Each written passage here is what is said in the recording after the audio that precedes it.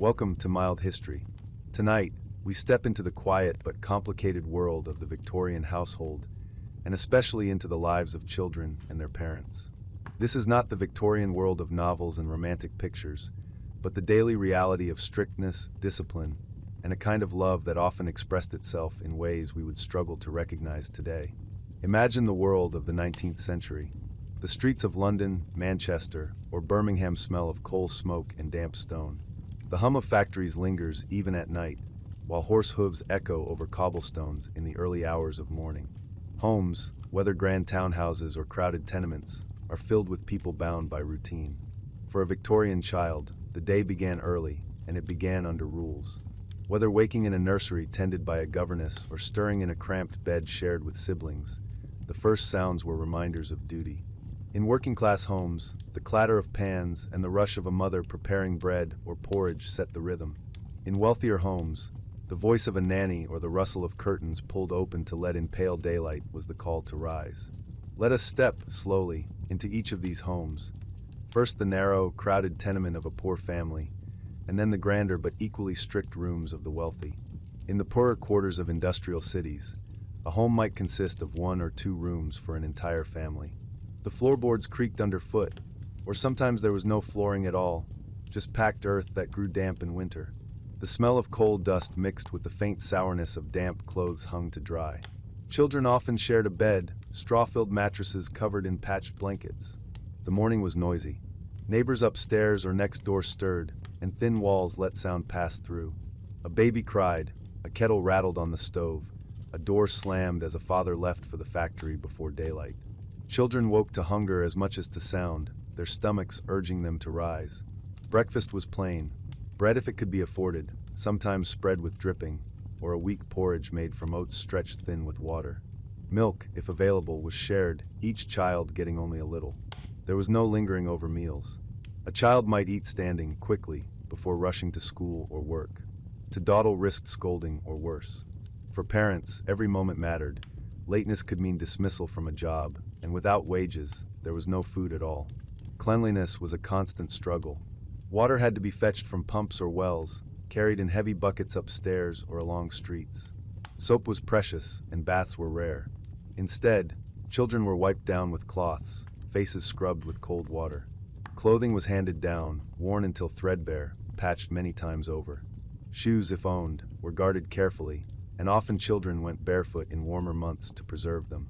And yet, even in such homes, there was rhythm and order. Mothers, despite their exhaustion, imposed routines, tidying, instructing, reminding children of manners. Fathers, though often distant due to long hours of labor, reinforced discipline when present.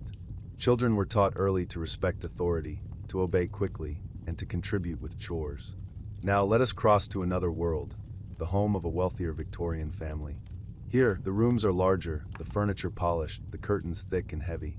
Carpets soften footsteps, and the smell of coal fires is mixed with beeswax and the faint scent of lavender polish. Children in such homes often slept in nurseries, supervised by nannies. These women were neither quite servants nor quite family, but they wielded enormous influence. Their duty was to raise children into disciplined, respectable young people, fit to inherit the family's place in society. The nursery was not always a place of warmth. Toys might be present, but play was structured and limited. The day began with dressing, often in stiff clothing, buttoned and laced, shoes polished, hair combed flat. A child fidgeting or resisting could expect a sharp word or a brisk tug of fabric. Lessons in discipline began the moment a child rose from bed. Breakfast, though more abundant than in poorer homes, was equally strict. Eggs, toast, kippers, or porridge were served, sometimes with tea or milk. Children sat at tables under the eyes of nannies or governesses, taught to sit upright, to use utensils properly, and to speak only when addressed. Meals were not about pleasure, they were about manners. Even the act of eating was a lesson in control. Fathers were often distant presences. They might appear briefly at breakfast, glancing at children over the top of a newspaper, reminding them of the importance of duty and obedience. Mothers might appear later, dressed formally, engaging with children for short periods before retreating to their own responsibilities, social visits, household management, or charity work. The intimacy of modern parenting, the laughter, cuddles, and softness was rare. Instead, love was filtered through expectation, through the constant shaping of children into proper adults. And yet, both rich and poor families shared a core belief. Children were not innocent in the way we see them today. They were thought of as blank slates at best, or at worst, as small, flawed beings whose impulses had to be corrected. Parents felt it was their duty to mold them into moral, obedient adults. Discipline was the language of love. A stern word, a withheld treat, a swift punishment. These were considered acts of care, of preparing children for the hard realities of life. In a world where illness could take a child suddenly, where poverty loomed, and where survival was never guaranteed, parents believed softness was dangerous. The love was real, but it wore a harsh mask. Parents thought they were protecting their children by denying them indulgence, by teaching them endurance, by shaping them through rules. A father's silence, a mother's insistence, a nanny's sharp command, all were bound up in the conviction that childhood was training, not play. The rhythm of a Victorian household was unrelenting. From the earliest hours of morning until long after the lamps were lit, parents and children alike moved through routines that left little space for softness. Childhood, as we think of it today, a period set apart for learning, play, and discovery, was not an idea most Victorians recognized. To them, children were simply smaller people, apprentices in the school of discipline, waiting for the day they would step into full adult responsibility. In poor households, chores began as soon as a child could walk steadily and follow instructions. A little one of 4 or 5 might carry water, fetch coal, sweep floors, or help tend to younger siblings. Mothers relied on their children as helpers, not merely as dependents. In overcrowded tenements, every pair of hands mattered. A child who refused chores or shirked tasks could expect rebuke. Parents, weary from their own long hours of labor, had little patience for disobedience. Girls were often burdened with domestic responsibilities, mending clothes, preparing simple food, or watching over infants while their mothers scrubbed laundry or pieced together extra wages through sewing. Boys might run errands, carry coal, or assist fathers when possible. It was not unusual for a boy of 7 or 8 to rise early, deliver goods, or even begin piecemeal work before formal schooling. Childhood blended into adulthood without a clear line, marked less by birthdays than by usefulness. In wealthier homes, children's chores were different, but the sense of duty was the same. Girls were trained in needlework, in learning to manage a household, in sitting quietly with books of moral instruction. Boys were prepared for lessons in Latin, arithmetic, or scripture. Tutors and governesses guided them through hours of study, but discipline was at the center. To slouch at a desk, to daydream during recitation, to resist handwriting practice, all were met with sharp correction. The governess held particular importance in wealthier households. Often a woman of education but limited means, she lived on the boundary between servant and family. She was addressed formally, expected to maintain authority, yet never fully included in the intimacy of household life. For the children, she was both guardian and disciplinarian, a figure who enforced routine with little warmth. She might read stories, drill multiplication tables, or supervise walks in the garden, but always with the intention of shaping character, not indulging whims. And always, behind every rule, stood the larger presence of the parents. Fathers, especially, were figures of authority. Many Victorian fathers believed their duty was to instill discipline by distance. To be too affectionate was seen as weakening a child. A father's rare praise was cherished all the more for its scarcity, while his disapproval hung like a shadow. Mothers, too, carried this stern responsibility. Though some women certainly showed tenderness, many were bound by the belief that their role was to raise upright sons and daughters through strictness. Evenings in the Victorian household followed the same unbending pattern. In poor families, after a long day of work and errands, children gathered around small tables for supper, often bread, potatoes, or leftovers from the day's meals. There was little conversation. Food was consumed quickly, the day's fatigue pressing on everyone. Children might be set to mending, sweeping, or preparing for bed while parents discussed wages, debts, or survival. The homes of the wealthier had their own rituals. Children might dine separately in the nursery, served by nannies or governesses, while parents ate in dining rooms below. In some homes, children were brought in afterward to make brief appearances before their parents, standing straight, reciting lessons, or offering polite greetings, before being dismissed again. It was less family time than inspection, a reinforcement of hierarchy within the home. Bedtime, too, was governed by rules. Poorer children often slept early, exhaustion pulling them under as soon as they lay down. Beds were shared, sometimes 3 or 4 to a mattress, bodies pressed close for warmth. In the wealthier nurseries, bedtime meant prayers, perhaps a brief story, then silence. Children were expected to lie still, to remain quiet, to embody obedience even in rest. Love did not vanish in these households. It was present, though filtered through discipline. A mother might sit a moment longer by the fire, mending clothes while watching her children sleep, the line of her face softened though her words by day were stern. A father might pause before bed to glance at his children's sleeping forms, proud yet unwilling to express it openly. Love was restrained, bound in a culture that equated tenderness with weakness. The physical spaces of Victorian homes reinforced this atmosphere. In poorer homes, walls were bare, possessions few, and every corner used for labor or survival. The home itself was a workshop, a shelter, and a place of constant toil. In wealthier houses, the nursery was carefully arranged, but it was not a space of freedom. Toys existed, yes, but often designed with purpose. Building blocks to teach geometry, moral storybooks to instruct behavior, dolls to train girls for motherhood. Even leisure carried a lesson. The smells, too, told the story. In poorer homes, the air was thick with coal smoke, damp fabric, and cooking smells that lingered long after meals. In wealthier nurseries, the scents were of polished wood, ink, and pressed linen, but also of candle smoke and the faint medicinal sharpness of tonics used to ward off illness. A child's senses were constantly filled with reminders of order and structure. And the sounds, clocks ticking steadily, footsteps of parents or servants, the clatter of dishes, the rustle of newspapers. For poorer families, it was the cough of neighbors through thin walls, the rumble of carts on cobblestones, the distant whistle of factories. In both worlds, children grew up surrounded by noises that reinforced routine and discipline. Silence was rare, and when it came, it carried its own weight. In this way, daily life for Victorian children was shaped not only by explicit punishments, but by an atmosphere that demanded constant control. To sit upright at the table, to complete chores without complaint, to remain quiet when adults spoke. These were not occasional rules, but the fabric of life. Childhood was a rehearsal for adulthood, and every gesture, every word, was shaped with that goal in mind. Even affection carried this weight. A pat on the head, a rare smile, a softened tone, all were tied to moments of obedience. Parents rewarded discipline, not playfulness. And so children learned quickly. Love was conditional, and to receive it, they must conform. Clothing, too, was part of discipline. For poorer children, garments were few and worn until they fell apart. Shirts patched at elbows, dresses faded and rehemmed, stockings darned again and again. Clothes itched, pinched, or sagged, but they were worn without complaint because there was no alternative.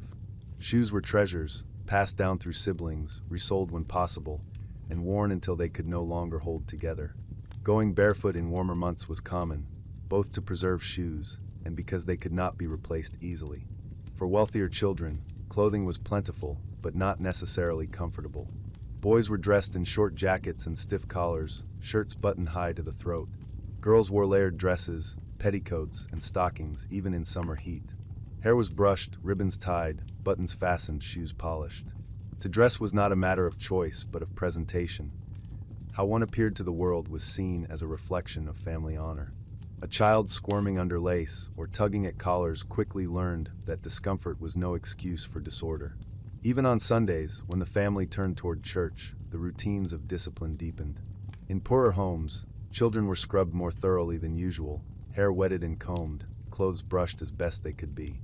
Families filed into churches, sitting quietly through long sermons, children expected to remain still and attentive despite their weariness. A restless child might feel a firm hand on the shoulder or a whispered warning from a parent. Wealthier families, dressed in fine clothes, made Sunday a day of visibility. Children were paraded in neat attire, sitting alongside parents in pews, expected to memorize hymns and recite prayers. Afterward, the day might bring a Sunday dinner, a more generous meal, perhaps roast meat or pudding, but it was still governed by formality. Conversations were polite, manners reinforced. The Sabbath was not a day of freedom, but of heightened duty. Seasons shaped the rhythms of childhood as much as the clock. Winter, in particular, pressed heavily on poor families. The cold seeped into homes through cracks and thin walls. Fires were small, fuel expensive, and children often shivered through nights under inadequate blankets. Morning routines in winter meant icy water for washing, stiff fingers fumbling with clothes and breath visible in the dim light.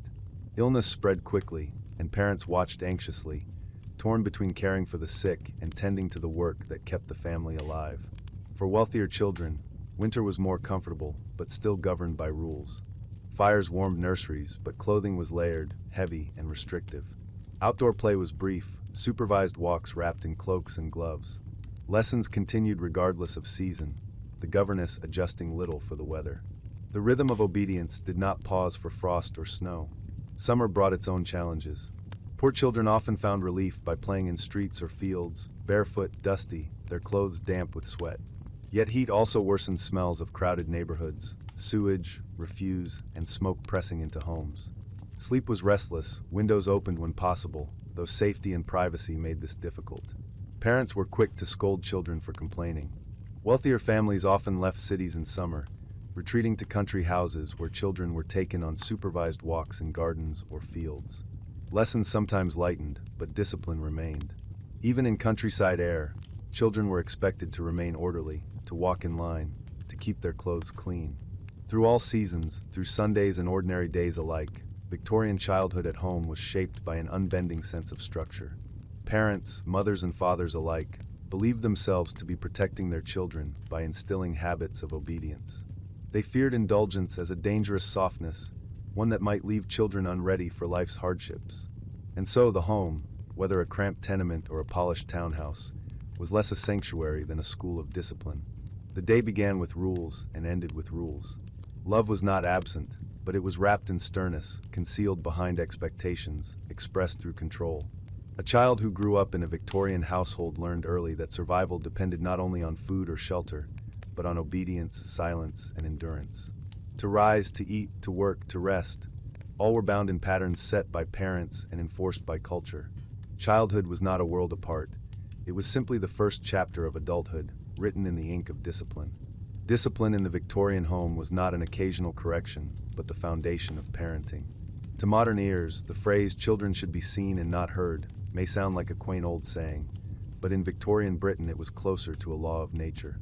Parents believed silence and obedience were the greatest virtues a child could possess. To speak out of turn, to question an instruction, or even to play too loudly could be taken as signs of disrespect.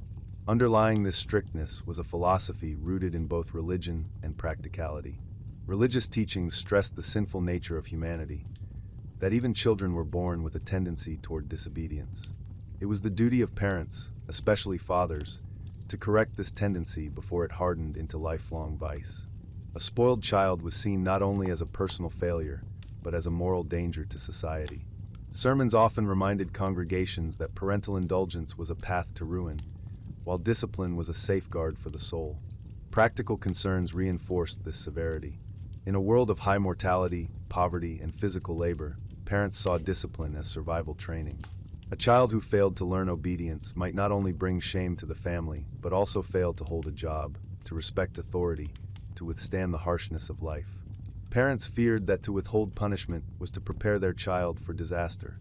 In their eyes, strictness was a form of love, the one delivered with the hand, the strap, or the rod. At home, punishments varied by class but not in intent. Among poorer families, corporal punishment was direct and physical. A child who disobeyed might be slapped, cuffed about the ears, or struck with whatever object was nearest, a stick, a belt, a shoe. It was not uncommon for children to be beaten in front of siblings, both as correction and as warning. Fathers, when present, were often the ones to carry out the harsher punishments, though mothers also enforced discipline without hesitation. For wealthier families, punishments might be more ceremonious but were no less severe.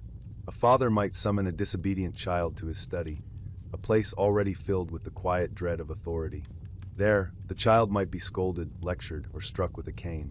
Some children were sent to stand in corners, isolated for long stretches, or confined to their rooms with meals withheld. Even in homes where physical punishment was tempered, psychological punishments such as humiliation or withdrawal of affection carried equal weight. Children were expected not only to obey, but to show obedience in posture and expression. To sulk after punishment, to frown or mutter, could invite further correction. The ideal child was one who accepted discipline silently, with head bowed, as if acknowledging the righteousness of the adult's authority. Any sign of resistance was treated as rebellion, to be stamped out before it grew. Schools magnified this culture of discipline to an even greater degree. Teachers were often stricter than parents, backed by authority and tradition. The cane was the emblem of the Victorian schoolroom, a tool used liberally on hands, legs, or backsides for infractions as minor as a smudged copybook or a wrong answer recited without confidence. The sound of canes striking desks or flesh was a familiar part of the school day. Children lived in constant awareness that mistakes, however small, could bring pain. In some schools, rulers were brought down on knuckles, ears were boxed, or children were made to kneel on hard floors for extended periods. Silence was demanded. Talking without permission, even whispering, could earn swift punishment. Public shaming was another common method. A child who failed a lesson might be made to stand before classmates wearing a dunce cap, a tall conical hat that marked stupidity in the eyes of peers. To stand in such humiliation was as punishing as any physical strike, and the lesson was clear. Failure was not private but exposed. Teachers used fear not only to enforce obedience but to drive achievement, believing shame to be a motivator. Wealthier schools sometimes added layers of ritual. A boy at a prestigious boarding school might be caned in front of his house or summoned to a headmaster's study for a formal punishment, recorded in a ledger. The sense of ceremony reinforced authority, ensuring the memory of the punishment would linger long after the pain faded.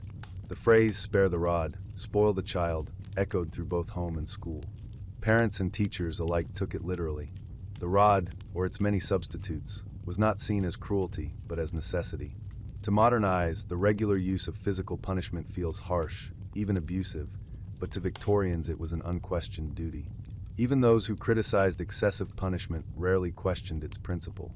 A child left undisciplined was believed to face certain ruin. Yet there were limits, at least in theory.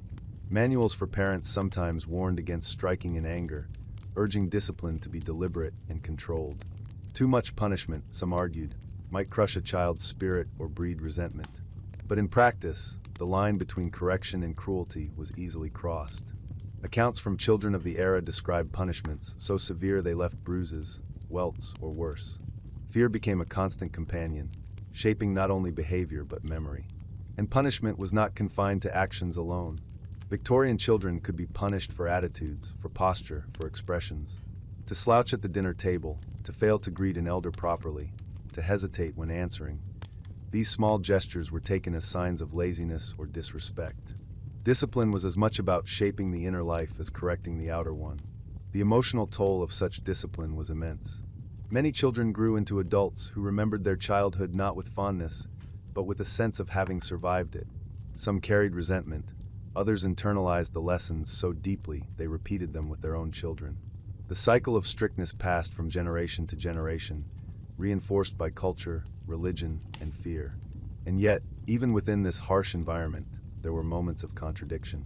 Parents who punished severely might also feel private pangs of guilt. A father might brood after caning his son, convinced he was fulfilling duty, but unsettled by the child's tears. A mother might scold harshly and then, late at night, weep softly at the bedside. Love and severity lived side by side, bound together by belief in a system that allowed little room for tenderness. One of the most striking aspects of Victorian discipline was how deeply it was tied to the rhythms of daily life. Punishments were not rare eruptions but steady reminders, woven into the fabric of growing up. A child might expect some form of correction nearly every day, whether for a misstep in chores, an error in lessons, or even a simple lapse of posture. The constant possibility of punishment shaped how children carried themselves, how they spoke, even how they thought. At home, discipline could be swift and improvised. A child who spoke back might feel a cuff to the ear before the sentence was finished. A spilled jug of water, precious in homes where it had to be fetched daily, might earn a slap across the cheek. Forgetting to tend to the fire or to shut the door against a draft might bring not only a scolding but a beating, for such mistakes wasted resources or led in the cold. Poor parents, balancing exhaustion and survival, had little patience for childish carelessness. In middle and upper-class homes, punishments were less about survival and more about shaping behavior to match ideals of propriety. A child might be confined to their room for hours, meals withheld except for bread and water. A girl who slouched or failed to curtsy properly could be lectured for impropriety, her mistakes tied to the family's honor. Boys might be ordered to copy passages of scripture or moral tracts until their hands ached, reinforcing obedience through repetition. Some punishments blurred the line between the physical and the psychological. In wealthier households, children might be dressed in humiliating clothing as a lesson, or made to stand silently in front of younger siblings, serving as examples of failure.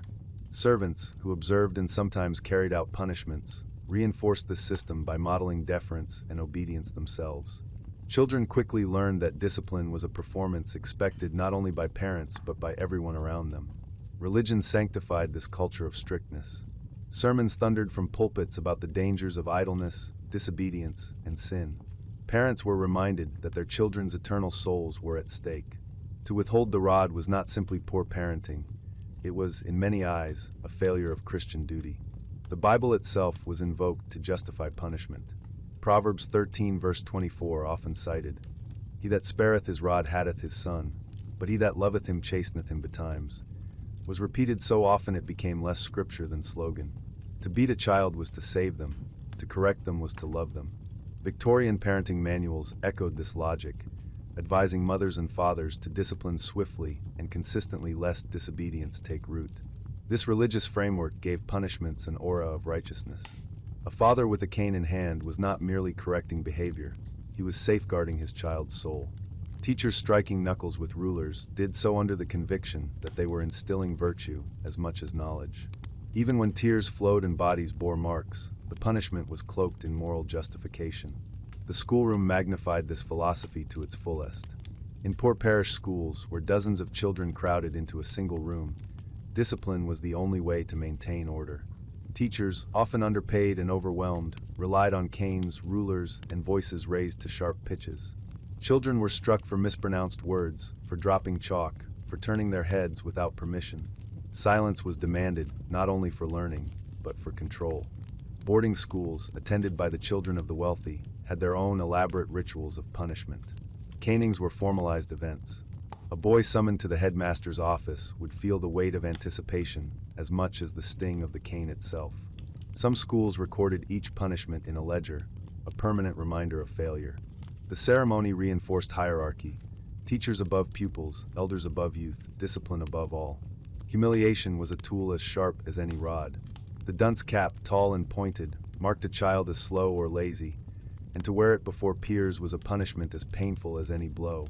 In some classrooms, children who fidgeted were tied to their chairs, or made to stand with arms outstretched until muscles ached. Others were forced to kneel on cold stone floors, gravel scattered beneath them until their knees burned. These punishments left no scars but etched memories that lingered for life. The psychological effects of Victorian discipline were profound. Some children emerged hardened, carrying the lessons of strictness into their own adulthood. They believed, as their parents had, that pain was necessary for growth, that obedience was the highest virtue. These were the men and women who continued the cycle, disciplining their own children with rods and canes. Others carried wounds less visible. Many described lifelong fear of authority, a constant dread of doing wrong. Some recalled humiliation so vividly that even decades later they could describe the feel of the dunce cap, the sting of a ruler across knuckles, the shame of tears shed before unsympathetic classmates. A culture that prized obedience above all left little space for individuality, creativity, or trust. And yet, discipline was not always received in silence. Children resisted in small ways, hiding mistakes, whispering in corners, finding secret joys in play that slipped through the cracks of authority. Siblings consoled one another after punishments, forming bonds of solidarity. In rare moments, even strict parents softened, offering a quiet word of comfort after a beating, though never in ways that undermined the authority of punishment itself. Occasionally, critics spoke against excessive severity. Reformers in the mid to late Victorian era argued that constant beatings crushed children's spirits rather than shaping them. Some educators promoted kinder methods, suggesting that encouragement could be as effective as punishment. Charitable organizations emphasized moral instruction through stories rather than strikes. But these voices were few and often drowned out by tradition. The rod remained the emblem of Victorian discipline until the century's end, its place secure in both home and school. To live as a child in such a world was to breathe discipline as naturally as air. It hovered in the glance of a parent, the shadow of a cane on the teacher's desk, the ever-present fear of disapproval. Punishment was not an exception but an expectation, a daily rhythm as steady as meals or prayers. And so children learned early: to survive was to obey, to speak softly, to sit straight, to move only when permitted. Every gesture was monitored, every mistake corrected. The harshness of this discipline, to modern eyes, borders on cruelty. But to Victorians, it was the surest path to shaping strong, moral adults. For many Victorian children, school was not a sanctuary from discipline at home, but its extension. Whether in the dim parish classrooms of the poor or the grand boarding schools of the wealthy, education was framed as a serious duty. Schooling was not primarily about curiosity or creativity. It was about instilling obedience, order, and moral uprightness. The physical setting of a Victorian schoolroom reflected this philosophy. In poorer neighborhoods, schools were often little more than single rooms, crowded with benches and desks. Dozens, sometimes over 100 children, might be packed together, their faces turned toward a single weary teacher. The air was thick with the smell of ink, chalk dust, and unwashed clothes. Windows, if present, were often too small to let in much light. A coal fire might burn in winter, but more often the room was cold, the children's breath misting as they recited lessons. In wealthier schools, the surroundings were more polished but no less severe. Wooden desks stood in neat rows, inkpots waiting in drilled holes. Blackboards dominated the front wall, covered in neat columns of arithmetic or scripture. The atmosphere was orderly, almost military in its precision. Silence was demanded from the moment children entered until the moment they left. The daily routine was relentless. Lessons began early, often with prayers. Scripture reading or hymns set the tone, reinforcing the moral framework that underpinned education. Then came recitations, multiplication tables chanted in unison, passages of poetry repeated until they were memorized, geography facts drilled by constant repetition.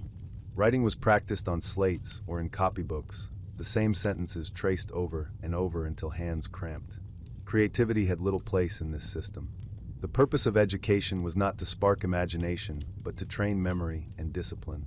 Children were rewarded for accuracy, for neat handwriting, for the ability to repeat information without hesitation. A student who attempted to question or interpret was often met with confusion or rebuke. Knowledge was something to be absorbed, not explored. Teachers enforced this regime with strict authority. The cane, ever present, was used not only for misbehavior but for poor performance. A misspelled word, a crooked line of writing, a stammer in recitation, all could bring punishment. Rulers struck knuckles, ears were boxed, shoulders shaken. Fear was as much a motivator as any hope of reward. Differences in education between boys and girls were stark. Boys were prepared for futures in business, the church, or public life. Their lessons emphasized Latin, mathematics, history, and sometimes Greek. Discipline was strict, but the subjects were seen as fitting preparation for careers beyond the home. Girls, by contrast, were often educated with domesticity in mind. Reading, writing, and arithmetic were taught, but alongside needlework, music, and moral instruction. The purpose of a girl's education was not intellectual independence, but preparation for marriage and motherhood.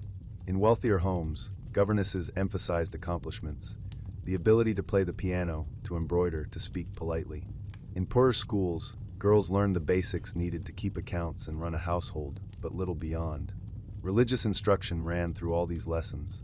Scripture was memorized, catechisms recited, and sermons echoed in the classroom. The moral weight of education was immense. To fail at lessons was not merely an intellectual shortcoming, but a sign of laziness or moral weakness. Obedience to teachers mirrored obedience to parents and ultimately to God. For many poor children, formal schooling was brief or non-existent. Families relied on their labor too heavily to keep them in classrooms for long. A child might attend for a few months in winter, when work was scarce, only to be withdrawn in spring for field labor or factory shifts. Others attended Sunday schools, where basic literacy was taught through scripture. These schools were often crowded, their teachers volunteers with limited training. Still, they represented a chance, however small, for poor children to grasp the basics of reading and writing. Boarding schools for the wealthy painted a different picture. Boys sent away at young ages lived in a world of hierarchy and competition. Older boys often lorded over younger ones, enforcing discipline through bullying or ritualized hazing. Teachers and headmasters expected endurance. Cold dormitories, strict timetables, and limited food were part of the regimen, justified as character building. Letters home were monitored. ensuring children presented only the approved image of life at school. Over time, reformers began to challenge this system. By the mid-19th century, debates about education grew louder. Charities and reformers argued that ignorance bred crime and poverty, that literacy was essential for national progress. The Elementary Education Act of 1870 marked a turning point, making schooling compulsory for children up to a certain age. But even then, the discipline-heavy, rote learning model persisted. Teachers remained strict, lessons repetitive, and punishments severe. Still, for all its harshness, Victorian schooling opened doors that had long been closed. Literacy rates rose. Children who once might have labored in fields without ever learning to read began to acquire basic skills. The path was difficult, the methods harsh, but the results were undeniable. For some, education became a ladder, offering opportunities their parents never dreamed of. Yet the memories carried by those who endured these classrooms were mixed. Some looked back with pride at their discipline, their neat handwriting, their ability to recite long passages from memory. Others remembered only fear, the sting of the cane, the humiliation of mistakes, the endless monotony of recitations. To them, school was less a place of learning than a place of correction, an extension of the rod they already knew at home. In either case, the lessons of the schoolroom followed children into adulthood. They learned that knowledge was tied to authority, that obedience was as important as intelligence, that silence was safer than questions. Victorian schools did not simply teach reading or sums. They taught a way of being, one where discipline was the highest virtue. A typical school day for a Victorian child began with ritual. In the poorer parish schools, children filed in from muddy streets, their boots leaving damp prints across wooden floors. They carried slates under their arms, chalk clutched in small hands, and took their places on benches already worn smooth by years of shifting bodies. The teacher, often stern and already tired from the burden of too many pupils, called for silence. A prayer or hymn followed, voices rising unevenly, some loud and clear, others mumbled from throats and used to singing. Once prayers ended, the long march of lessons began. Reading came first for many, though it was less about storytelling and more about the mechanics of words. Children sounded out syllables from primers, repeating them until they could recognize each without hesitation. The texts were rarely imaginative, moral tales, biblical passages, or dry instructional sentences about farm animals and tools. To stumble over a word was to risk the sharp tap of a cane or the humiliation of being made to repeat it until the room echoed with monotony. Arithmetic followed, chalk marks scrawled hastily on slates. Addition, subtraction, multiplication tables recited aloud in chorus. 2 times 2 is 4, 2 times 3 is 6. The rhythm of voices filled the room, steady, mechanical. Mistakes were quickly corrected, sometimes with a strike, sometimes with stern rebuke. Copybooks came next, children dipping nibs into inkwells, tracing letters with painstaking care. A blot of ink, a crooked line, an uneven letter, all were noted, sometimes punished. Handwriting was not merely a skill, it was a measure of character. In wealthier schools, the day was more elaborate, but no less strict. Boys might move from Latin recitations to geometry, from memorizing poetry to parsing lines of Homer. Girls, guided by governesses or in specialized schools, might practice French, embroidery, or piano after basic lessons. But always silence was enforced. The sound of rustling pages, scratching pens, and the occasional command from the teacher made up the day's soundscape. The idea of spontaneous discussion or lively curiosity was foreign to most classrooms. Punishments, as in the home, were central to the school's authority. The cane, always visible, served as a constant reminder. In some schools, children were beaten across the palms, the sharp sting making it difficult to hold chalk or pen. Others were struck across the back of legs, leaving welts that throbbed long after the punishment ended. Teachers also relied on humiliation. A child who failed might be made to stand before the class with a sign around the neck reading, "idle" or "dunce." Some wore the infamous dunce cap, tall and pointed, as classmates snickered or averted their eyes. The lesson was not only for the punished child but for all who watched. Failure would not be hidden, it would be displayed. Other punishments were quieter, but equally cruel. Children were made to stand for hours, arms outstretched, muscles trembling. Kneeling on cold floors or on scattered peas and gravel was another method, the discomfort intensifying with every passing minute. Sometimes food was withheld, or children were locked in small side rooms until they learned their lesson. To resist or cry out was to risk further punishment. The differences between rich and poor schools extended beyond the classroom. For poor children, breaks were brief and often spent outside in muddy yards, the air sharp with smoke from nearby factories. They might share scraps of bread, laugh in fleeting moments of freedom, and then return to recitations. Wealthier children had structured recreation, games supervised by teachers, music practice, or organized sports. Even their leisure was regulated, part of the larger project of forming disciplined, respectable adults. Despite the strictness, some children found small ways to carve joy out of school life. Scribbles in margins, whispered jokes passed between desks, quick glances toward windows where the world outside beckoned. These small rebellions, though dangerous, were lifelines of imagination. Teachers, when they noticed, responded swiftly. But children clung to them nonetheless, moments of humanity in a world of unyielding order. As the century wore on, reformers began to push back against this severity. Educational thinkers like Charles Dickens, through novels and essays, criticized the mechanical and cruel nature of Victorian schooling. His portraits of harsh schools and brutal headmasters rang true to many readers. Charitable organizations argued that education should be about more than obedience, that it should prepare children for meaningful lives, not simply crush them into submission. The Elementary Education Act of 1870 marked a shift, making education compulsory for children up to age 10. More schools were built, and literacy rates began to climb. But the culture of discipline remained strong. Teachers, often undertrained and overwhelmed, leaned on the familiar tools of punishment. Even as reformers called for encouragement and curiosity, classrooms continued to echo with the sound of canes and the silence of fearful children. By the late Victorian era, slow change was visible. New teaching methods emphasized object lessons.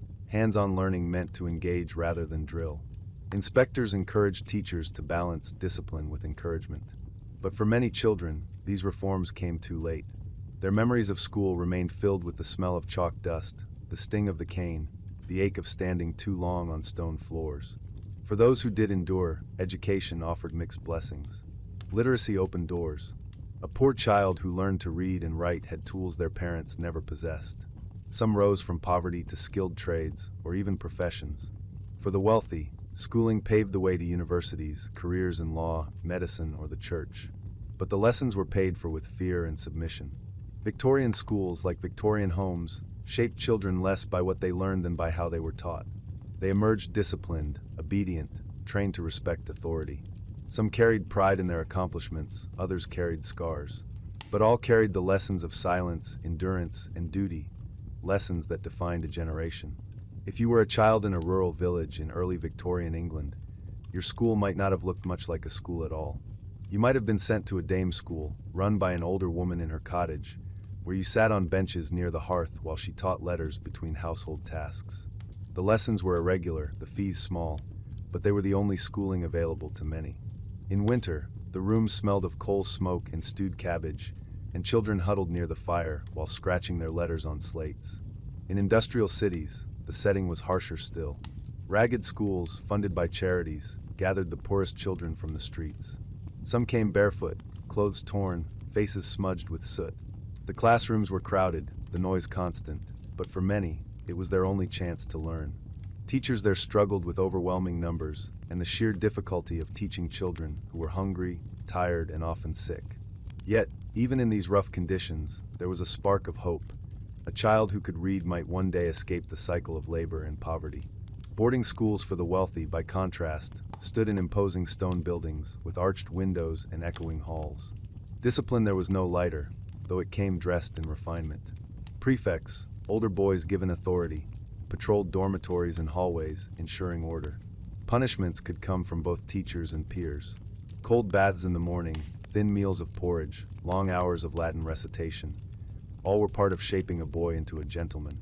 Many parents believed hardship was good for building character, but for the boys themselves, it was often experienced as loneliness and fear. The texture of daily life in schools was felt not only in lessons, but in small physical details. Ink-stained fingertips, chalk dust clung to sleeves, wooden desks left splinters in restless palms. The air grew heavy with the smell of damp wool in winter, or the tang of sweat in summer. Children shifted on hard benches, backs aching, eyes straining to see dimly lit blackboards. Silence was demanded, but the occasional cough, sniffle, or shuffle of feet always betrayed the difficulty of keeping still. The soundscape of a Victorian classroom was distinctive.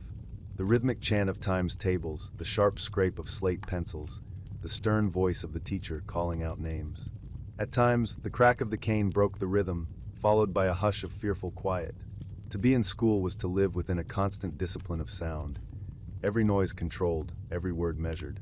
For girls, the expectations in education extended beyond mere academics. Needlework was central. Hours spent stitching samplers, hemming cloth, or embroidering decorative pieces meant to show skill and patience. Music lessons, too, were common in wealthier households, where playing the piano or harp was seen as a necessary accomplishment. Girls copied out moral texts in neat handwriting, reinforcing ideals of modesty and virtue. Even their posture was corrected, straight backs and folded hands marking them as well-trained daughters ready for future roles. For boys, education was a gateway to ambition, though ambition was carefully controlled. Latin opened the path to law, medicine, or the church.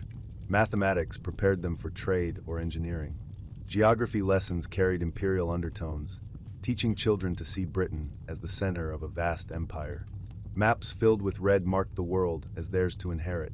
The hidden curriculum was not just knowledge, but a worldview, orderly, hierarchical, and centered on obedience to authority. Not all agreed with these methods. Reformers like Mary Carpenter argued for compassion in education, insisting that kindness could succeed where fear failed. She believed that children, especially the poor, needed encouragement, not beatings, to flourish. The Ragged School Union, formed in 1844, worked to provide free education to destitute children, driven by the idea that knowledge could reform lives. These movements slowly pushed back against the harshest methods, though change was slow and uneven. Still, many teachers clung to tradition. The belief that discipline was the foundation of learning ran deep. A child unafraid, they thought, was a child unruly. Thus, the cane remained, dunce caps remained, rote repetition remained. Even after compulsory education became law, schools often resembled prisons more than places of curiosity. Imagine, for a moment, being a child in such a school. The room is dim, the windows clouded with soot. You sit on a narrow bench, legs swinging because they do not yet touch the floor. In your hands, a slate, its surface rough beneath your chalk. The teacher's eyes sweep the room, sharp and watchful. You know that to stumble is dangerous. You recite with the others, your voice blending into the chant. You glance at the window, at the strip of sky visible beyond the grime, and for a second, you imagine being elsewhere, running in fields, chasing friends down cobbled streets. But the teacher raps the desk, and you return to the rhythm, heart quickening with the fear of being called upon. By the late Victorian period, schooling began to look a little different. Blackboards grew larger, wall charts appeared, and lessons sometimes included object teaching, showing children real items like a seashell or a plant to make learning more vivid. Inspectors encouraged teachers to reduce beatings, though not all complied. And yet, despite reforms, the shadow of discipline never vanished entirely. Even into the early 20th century, the Victorian legacy of strict classrooms and harsh punishments lingered. Those who left school carried mixed memories. Some remembered with pride their careful handwriting, their ability to recite Shakespeare or the Catechism by heart. Others remembered humiliation, hunger, cold, and pain. Both memories were true, for Victorian education was never one thing. It was a spectrum, stretching from cottages to grand halls, from ragged children to the sons of dukes. What bound them all together was the sense that childhood was not a time of play, but of preparation. Preparation to serve, to obey, to endure. For many Victorian children, school was not the end of responsibility, but a brief interlude between long hours of work. Childhood, as we imagine it today, filled with play, exploration, and protection, was a luxury few could afford. In the mid-19th century, nearly every poor family relied on the labor of its children to survive. Their small hands, quick movements, and willingness to endure were commodities, traded for meager wages in industries hungry for cheap labor. Factories were among the most common destinations for working children. Textile mills, with their vast spinning machines and looms, swallowed up boys and girls as young as 6 or 7. They worked long hours, often 12 to 14 a day, in rooms thick with dust and the deafening roar of machines.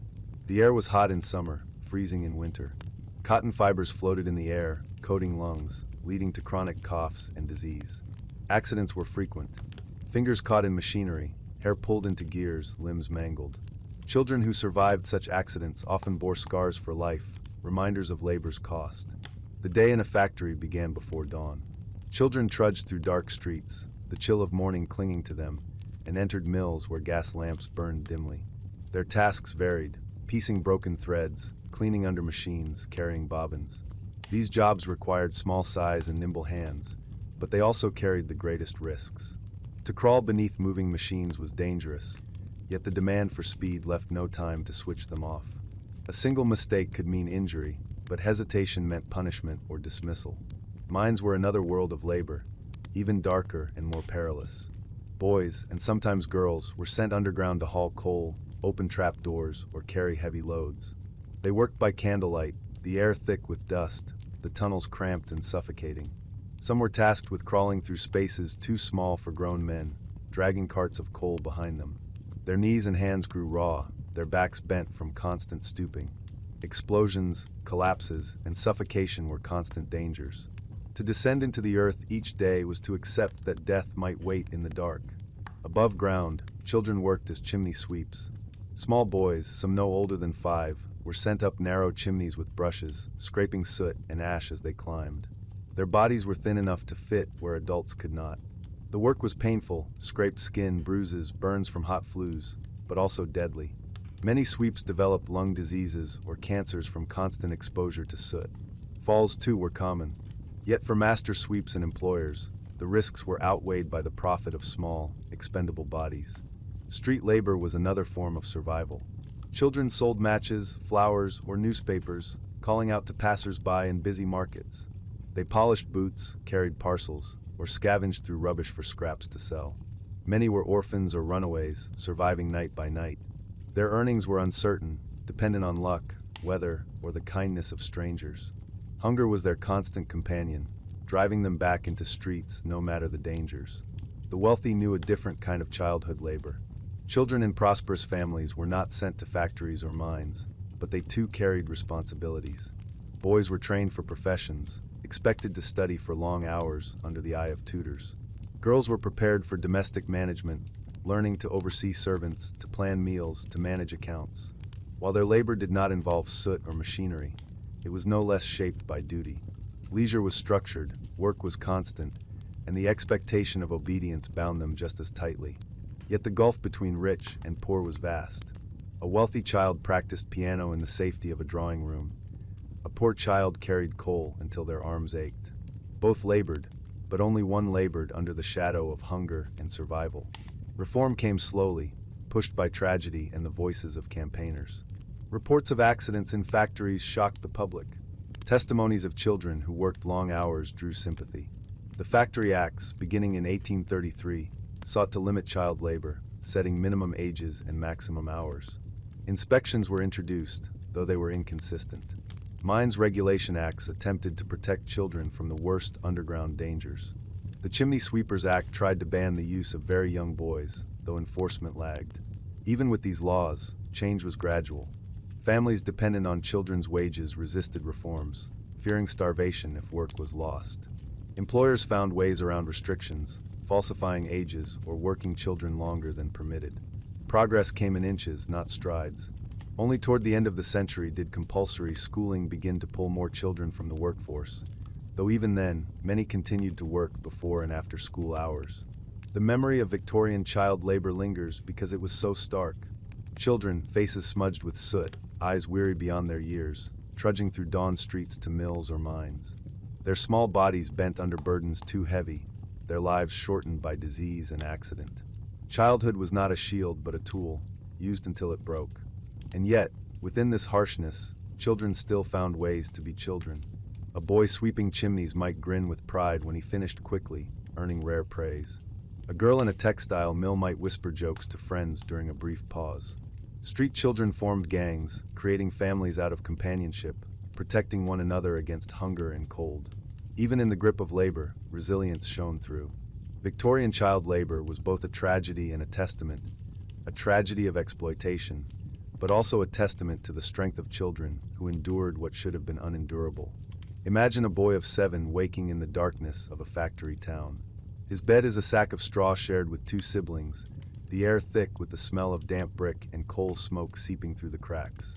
His mother shakes him awake before dawn, urging him into patched clothes stiff with yesterday's dust. A crust of bread is pressed into his hand, eaten as he hurries through fog-draped streets toward the mill. The great building looms ahead, windows glowing faintly with lamplight, the hum of machinery already audible from within. Inside, the roar is overwhelming. Spindles whir, belts snap and turn, gears grind.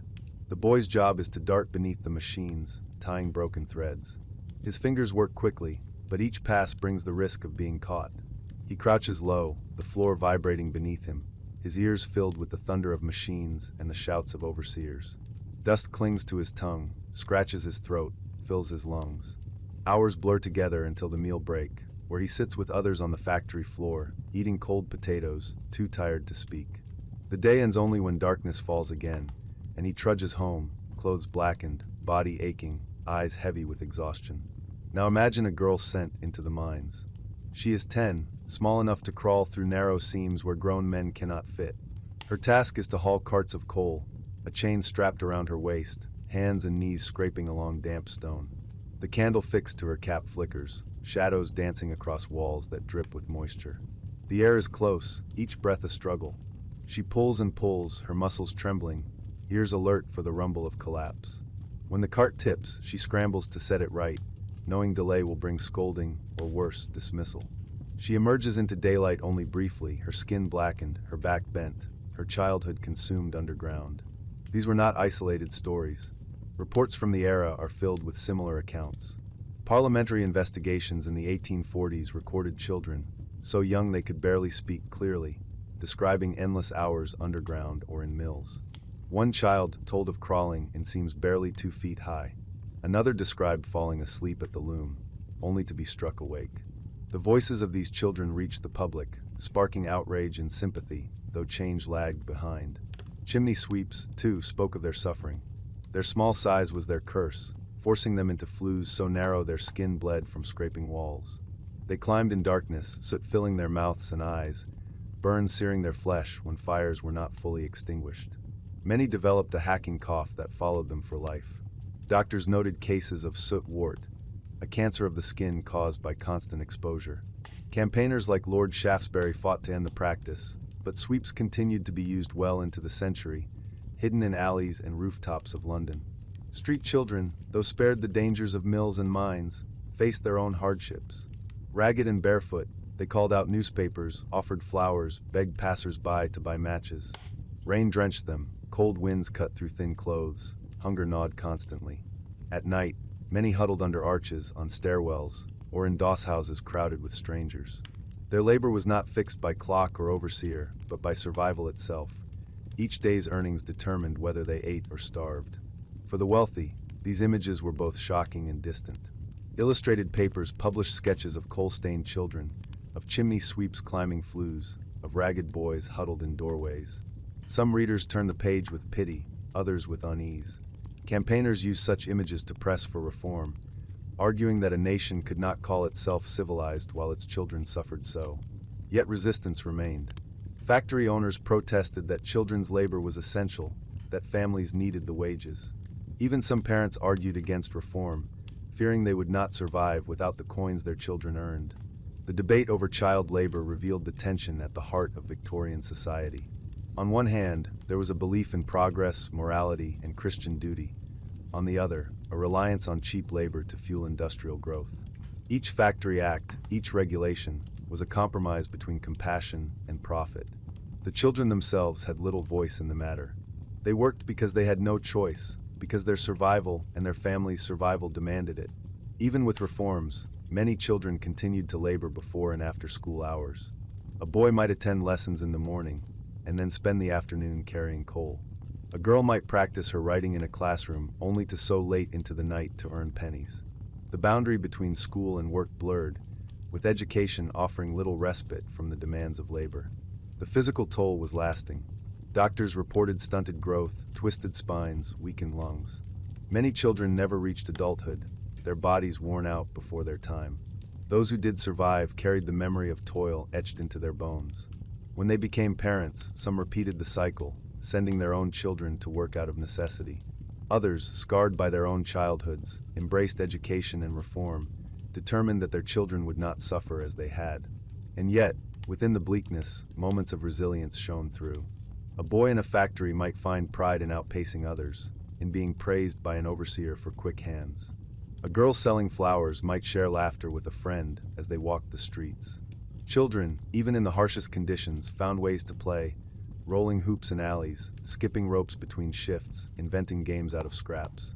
Their spirits bent, but did not always break. Victorian child labor is remembered as a symbol of cruelty, but it was also a mirror of the society that created it.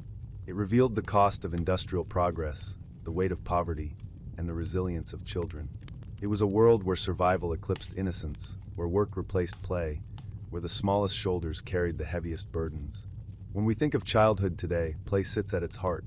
Toys scattered across a floor, laughter echoing in gardens, games spilling onto streets. These images feel inseparable from what it means to be a child. But in the Victorian world, play was often a privilege, sometimes tolerated, sometimes structured, and rarely encouraged simply for its own sake. Childhood was viewed not as a space for freedom, but as training for adulthood, and even leisure was filtered through the lens of duty and discipline. For poor children, play was often squeezed into brief spaces between work, school, and chores. A boy who spent his morning at a factory and his afternoon running errands for his mother might steal a few minutes in the alley to kick a leather ball stitched from scraps. A girl who tended siblings all day might draw chalk lines on the pavement for hopscotch when her mother wasn't watching. Play came in snatches, stolen from hours otherwise devoted to survival. The streets were their playgrounds. Hoops rolled down cobblestones, marbles clicked in gutters, skipping ropes slapped against the ground. Children climbed lamp posts, balanced on fences, and darted through crowds in markets. Their games were noisy, sometimes rough, often inventive. A stick could be a sword, a stone a prized treasure. The boundaries of imagination expanded wherever the harshness of life allowed them a corner of space. Yet even here, discipline lurked. Adults scolded children for noise, for blocking paths, for playing too close to shop fronts. Police sometimes drove them off, viewing street play as disorder. Wealthier children played differently. Their games were carefully chosen, their toys designed to shape character. Dolls for girls taught maternal instincts and domestic duties. Tea sets encouraged them to rehearse the rituals of hosting. Building blocks and puzzles were thought to strengthen boys' logic and patience. Toy soldiers instilled ideas of discipline and patriotism. Even board games often carried moral lessons. Snakes and Ladders, imported from India, was adapted to teach the consequences of virtue and vice. Play was permitted, but it was rarely free. The setting of play reflected class as much as the games themselves. In the crowded alleys of industrial towns, poor children dodged carts and carriages, their laughter mingling with the shouts of vendors and the clatter of hooves. The dangers were real, accidents common, but the streets remained their stage. In rural villages, children ran through fields, climbed trees, and splashed in streams, their play tied to the rhythms of nature. For wealthier children, play unfolded in gardens or nurseries, supervised by governesses who set boundaries as surely as fences did. Seasons shaped play in ways that modern childhood rarely experiences. In winter, children in cities built snowmen in streets or slid along frozen puddles, cheeks red from the cold. Wealthy families provided skates or sleigh rides, their children bundled in furs. In summer, games spilled outdoors for longer hours. Hoops rolled across green lawns, cricket matches stretched in meadows, kites lifted into bright skies. Rural children swam in rivers, ran barefoot in fields, or joined harvest games, their laughter carrying over golden crops. Yet even in these moments, play was shadowed by morality. Adults often viewed too much laughter, too much freedom as dangerous. Idle hands, they believed, invited sin. Play had to be structured, meaningful, tied to lessons of obedience and virtue. A child left entirely to their own devices was thought to risk becoming unruly. Thus, play was tolerated in measure, but rarely celebrated as a right. Toys themselves reflected this moral weight. For girls, dolls were often dressed modestly, meant to encourage propriety. Sewing kits and miniature kitchens placed domestic skills into their hands early. For boys, mechanical toys reflected the industrial age. Clockwork trains, spinning tops, model steam engines. These toys hinted at progress, science, and invention, yet they also reinforced roles. Boys as builders and explorers, girls as caretakers and hostesses. Poor children often made their own toys. A rag wrapped around straw became a doll. A hoop could be fashioned from a barrel ring. Marbles might be carved from clay, whistles from bits of wood. These handmade toys carried as much joy as the polished ones of wealthier nurseries, but they also spoke of necessity, the creativity of children filling the gaps left by poverty. Festivals and holidays brought rare bursts of collective play. On May Day, children danced around maypoles, ribbons weaving in bright patterns. At Christmas, wealthier families gave toys, though always with lessons attached. Poor children, if lucky, received oranges, sweets, or simple trinkets. Fairs and markets offered moments of spectacle, jugglers, puppet shows, or street musicians captivating young eyes. For a few hours, discipline loosened, laughter spread freely, and childhood glimpsed the freedom we associate with it today. But such moments were fleeting. The return to order was swift. Parents and teachers reminded children that life was serious, that too much play bred idleness. Childhood joy was permitted only as a seasoning, never the main course. And yet, play endured, because children carried it within them. In alleys and gardens, on cobblestones and lawns, they invented worlds beyond the reach of discipline. A rag doll became a daughter to be cared for tenderly. A marble game became a battle of skill and pride. A hoop rolling down a lane became a race of laughter and breathless triumph. For a moment, even in the strictest society, children carved out a space of freedom. Play in Victorian times was not what it is today. It was limited, moralized, sometimes discouraged. But it was also resilient, adapting to poverty, bending to discipline, surviving in cracks and corners. In those brief moments of joy, children claimed something of their own, something beyond duty and labor. Their games, however small, were acts of endurance, of imagination, of defiance against a world that sought to mold them too quickly into adults. One of the most enduring sights of Victorian cities was that of children playing in the streets, even when adults disapproved. Street games were simple, passed from child to child without the need for books or formal instruction. Knucklebones, played with small bones or stones, tested skill and speed. Hoop and stick required little more than a rolling hoop kept in motion by a guiding rod, yet it could absorb a child for hours. Boys invented endless variations of tag, chasing one another through alleys until their laughter echoed against brick walls. Girls gathered to skip rope, chanting rhymes that shifted from neighborhood to neighborhood, their voices blending into a rhythm of slap and song. Poorer children also played skittles with makeshift pins carved from wood, or pitch and toss, flicking coins against a wall to see who's landed closest. These games, though innocent in form, sometimes carried a darker edge. Coins lost meant hunger gained, and gambling among children mirrored the desperation of their families. Street football, played with rag balls or even inflated pig bladders, could turn unruly, spilling into traffic and drawing the ire of constables. Yet the game persisted, a reminder of how joy pushed through hardship. Wealthier families offered their children a different world of play. Inside nurseries, carefully chosen toys filled shelves: rocking horses, porcelain dolls, tin soldiers, puzzles, and board games. Each was meant to entertain, yes, but also to instruct. Rocking horses were believed to prepare boys for future horsemanship. Dolls, complete with wardrobes and dollhouses, taught girls how to manage households. Board games often carried moral lessons. The Mansion of Happiness, a precursor to modern games like Life, rewarded virtues and punished vices, teaching children that leisure itself was a moral exercise. Parlor games occupied evenings in middle-class homes. Families gathered around tables to play charades, blind man's buff, or card games like Happy Families. These games were social, reinforcing bonds while teaching manners. Children learned to take turns, to follow rules, to win and lose politely. Even leisure was framed as moral instruction.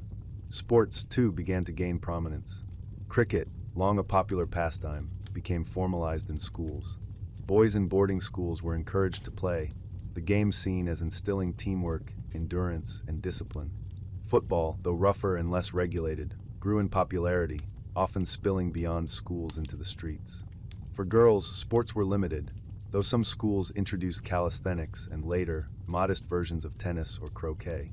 Physical activity for girls was seen less as sport and more as graceful exercise, reinforcing ideals of femininity. Reformers debated the role of play with the same seriousness they debated education or labor. Some argued that children needed rest and recreation to grow strong and moral. They saw play as natural, even beneficial, provided it was guided toward virtue. Sunday schools often included games alongside lessons, recognizing that a moment of joy could open a child's heart to learning. Others, however, feared play as wasted time.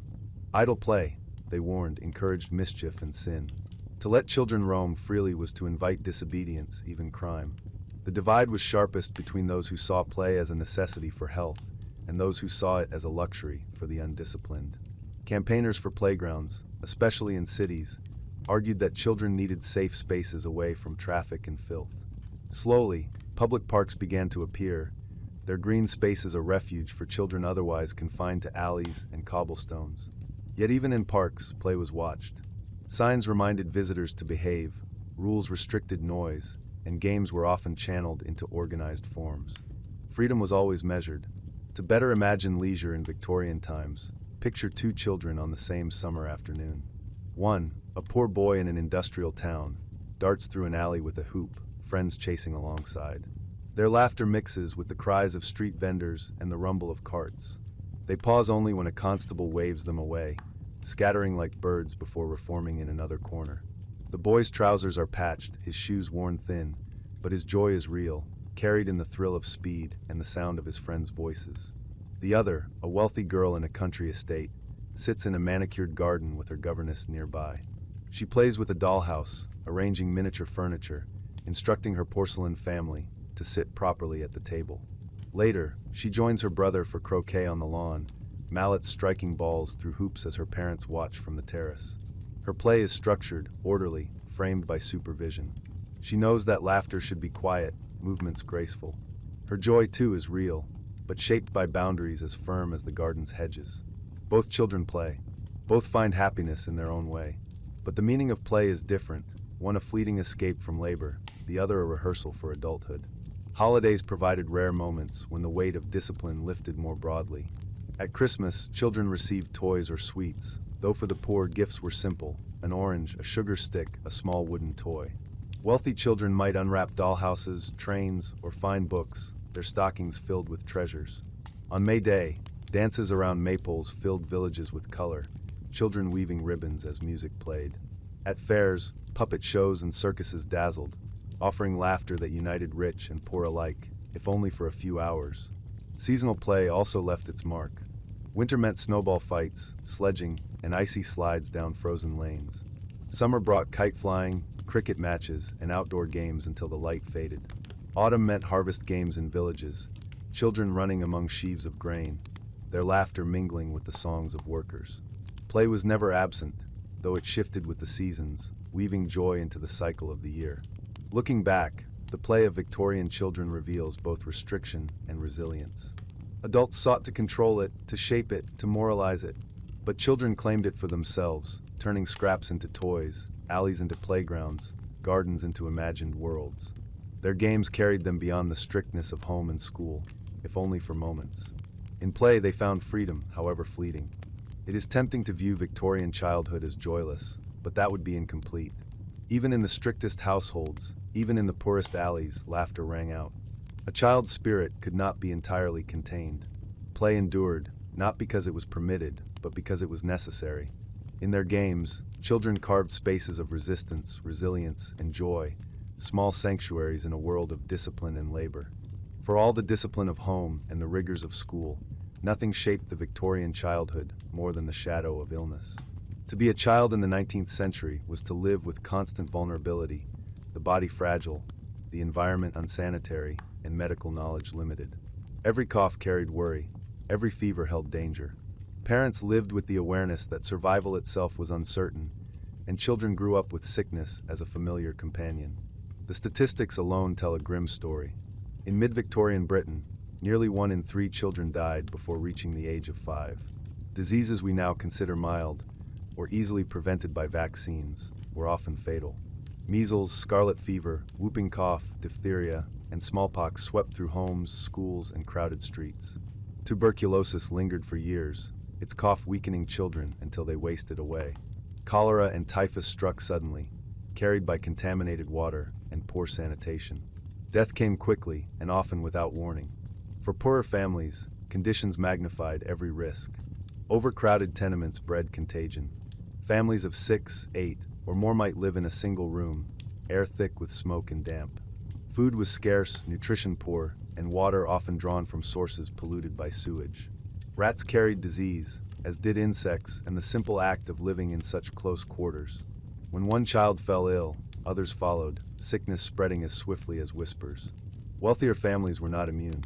Their children, though protected from filth and hunger, were still vulnerable to epidemics. Scarlet fever did not respect class, nor did diphtheria. Nurseries filled with fine toys and polished furniture could still become chambers of fear when fevers rose. Yet the wealthy had greater access to doctors, medicines, and fresh air in country retreats, advantages that saved some lives while poorer children perished. Treatments, by modern standards, were often as dangerous as the illnesses themselves. Doctors prescribed bleeding or blistering, believing illness was caused by an excess of humors in the body. Children were given harsh purgatives to cleanse the stomach, or dosed with laudanum to ease pain, an opiate whose addictive and deadly effects were poorly understood. Mothers rubbed mustard plasters on chests, brewed herbal tonics, or relied on remedies passed down through generations. Some children recovered despite these treatments, others weakened further under their weight. Laudanum, in particular, was both a blessing and a curse. It soothed pain, quieted coughs, and lulled restless children to sleep. But overdoses were common, especially when mothers used it to calm infants who would not stop crying. Apothecaries sold it freely, and its presence in Victorian nurseries was nearly universal. Many children survived nights of fever thanks to its comfort. Many others did not survive its strength. The emotional toll on families was immense. Parents carried grief as a constant possibility, mourning children who had barely begun to speak or walk. Small coffins were common sights, their size a reminder of fragility. Funerals for children were solemn, but they were also frequent, part of the rhythm of Victorian life. Families often lost multiple children, grief layered upon grief. Mothers in particular bore the silent weight, tending the sick day and night, then burying them, then returning to care for those who remained. This omnipresent risk shaped parenting itself. Discipline was harsh not only because society demanded it, but because parents lived with fear. To them, indulgence seemed dangerous. A child needed strength to endure sickness, obedience to accept treatment, resilience to survive loss. To spare a child was to risk weakening them, leaving them unready for the battles of the body and the world. The sounds of illness haunted Victorian homes. The rasp of a cough in the night, the wheeze of a child struggling to breathe, the rattle of a fevered chest. Parents listened with dread, knowing how quickly these sounds could turn final.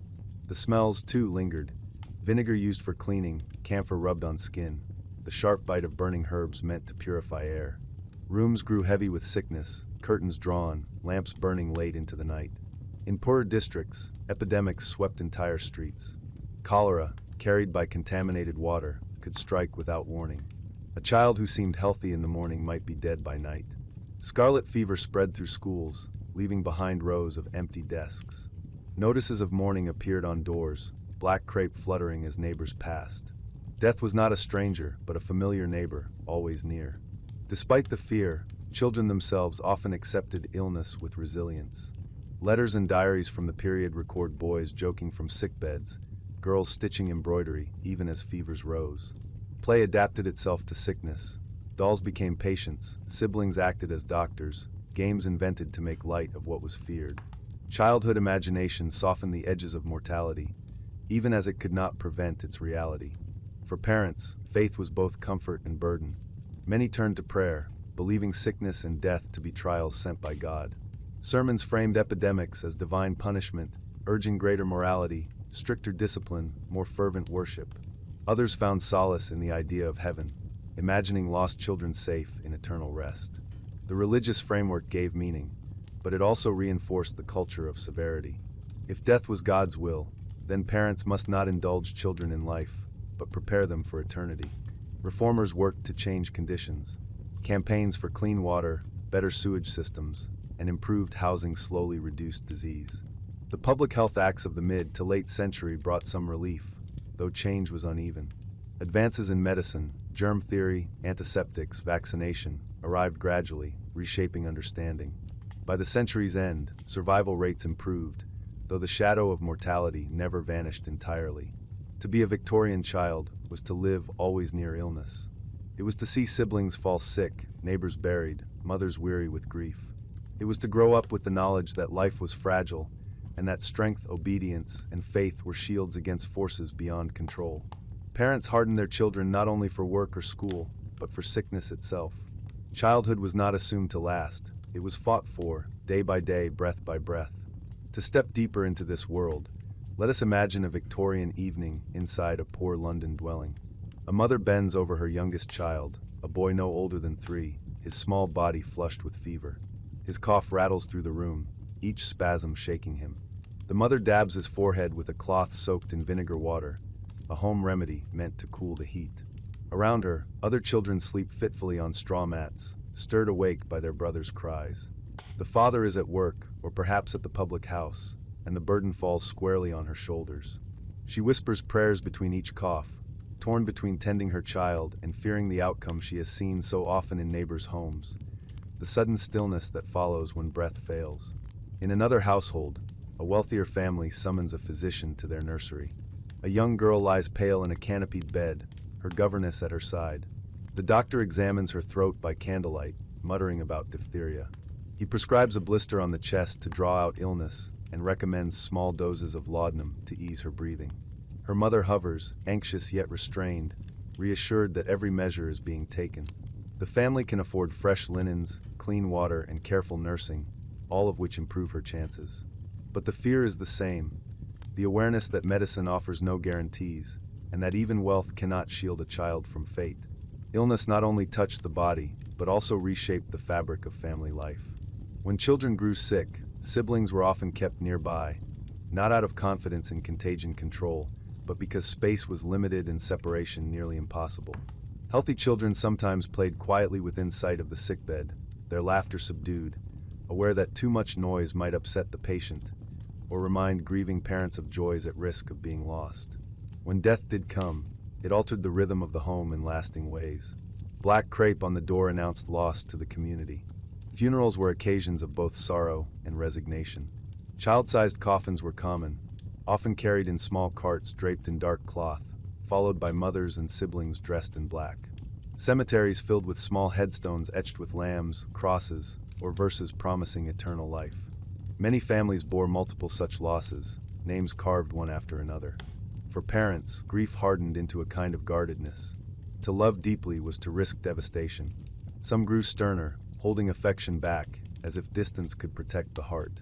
Others clung fiercely to surviving children, their love tinged with fear. The remedies of the age reflected both desperation and creativity. Camphor balls were hung around children's necks to ward off bad air. Mothers brewed teas from chamomile, elderflower, or peppermint. Mustard plasters, hot and pungent, were laid across the chest to draw out illness.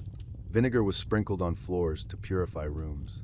Windows, when homes had them, were thrown open for fresh air, though in crowded cities, that air often carried soot and smoke. Apothecaries offered mixtures of every kind. Laudanum, as already mentioned, was nearly ubiquitous.